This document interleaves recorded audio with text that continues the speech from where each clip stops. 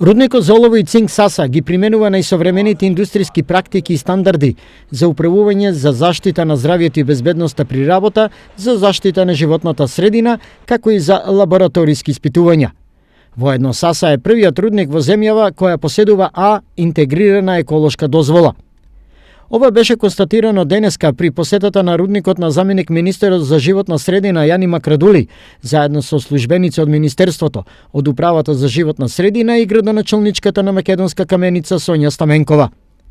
Целта на посетата беше менаџерскиот тим, предводен од генералниот директор Олег Телној, да ги запознае гостите со сите клучни аспекти од работата и развојот на рудникот.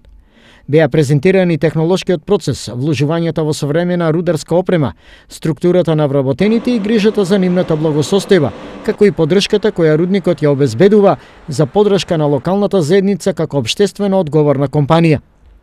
Посебен акцент беше ставено на вложувањата и активностите на рудникот, поврзани со грижата за здравјето и безбедноста при работа, како и заштитата на животната средина, како исклучително важни сегменти во САСА.